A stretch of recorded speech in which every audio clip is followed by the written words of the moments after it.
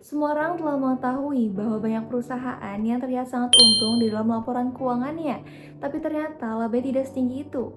Hal ini dapat terjadi karena adanya pengakuan pendapatan yang terlalu cepat. Bagaimana hal ini dapat terjadi? Dan bagaimana peran PSAK nomor 72 dalam mencegahnya? Yuk kita bahas bersama. Saat laba perusahaan sangat melonjak, tentunya investor akan langsung optimis dan berbondong-bondong untuk menanamkan modalnya. Namun, bagaimana kondisinya ketika kita semua mengetahui bahwa laba tersebut adalah laba yang dihasilkan dari pendapatan yang diakui terlalu cepat? Ketika kesalahan itu terungkap, tentunya laba akan segera dikoreksi. Dan grafik yang tadinya sangat melonjak akan turun secara drastis, dan kepercayaan investor yang semula sangat tinggi akan sangat kecewa dan menurun kepada perusahaan tersebut. Pengakuan pendapatan adalah prinsip dalam akuntansi yang menetapkan kapan dan bagaimana suatu pendapatan dapat dicatat dan diakui di dalam laporan posisi keuangan. Pertanyaannya adalah, apakah pendapatan dapat dicatat saat uang diterima atau saat barang dan jasa diberikan? Jawabannya, tidak selalu saat uang diterima. Karena dalam prinsip akuntansi, pendapatan harus dicatat pada saat pendapatan tersebut telah diperoleh atau telah direalisasikan, bukan sekedar pada saat uang tunai diterima. Terus, kira-kira apa sih resiko yang ditimbulin dari adanya pengakuan pendapatan yang terlalu cepat?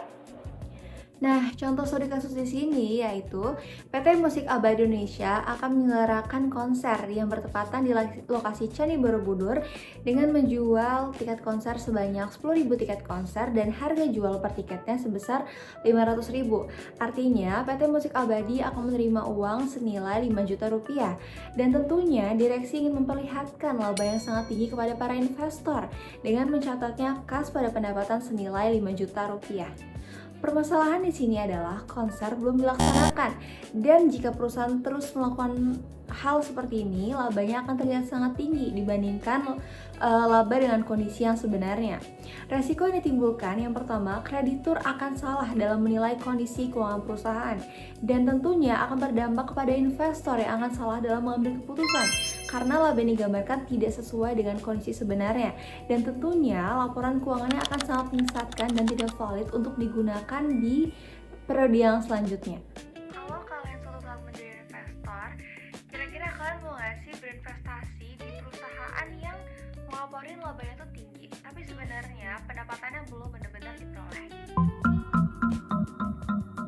Ya, jawabannya nggak mau. Nah, inilah alasan mengapa peraturan pengakuan pendapatan itu sangat penting dalam dunia akuntansi, dan pentingnya peran PSAK 72 dalam mencegah kasus seperti ini.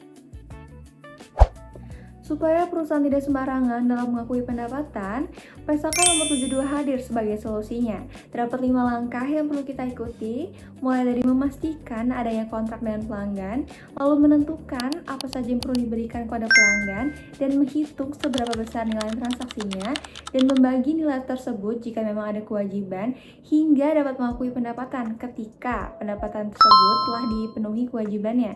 Jadi, uang belum tentu dicatat ketika pendapatan tersebut sudah diterima. Sedikit bahas jurnal, jadi ketika tiket tersebut telah terjual, maka akan dicatat di jurnal sebagai kas pada pendapatan diterima di muka, karena memang uang tersebut sudah diterima. Namun, perusahaan masih memiliki kewajiban untuk menyelenggarakan si konsernya. Dan ketika sedang menyelenggarakan konser, maka akan dicatat di jurnal sebagai pendapatan diterima di muka pada pendapatan. Saat ini kita sering menemukan perusahaan yang membuka sistem pre-order. Salah satunya yaitu perusahaan smartphone. Perusahaan Samsung membuka pre-order smartphone terbaru dengan harga 8 juta per unitnya. Sebanyak 10.000 pelanggan langsung melakukan pembayaran secara lunas, sehingga perusahaan menerima uang sebesar 80 miliar. Sekilas, perusahaan terlihat sudah memperoleh pendapatan yang sangat besar. Namun, menurut PSAK nomor 72, uang tersebut belum dapat diakui sebagai pendapatan. Mengapa?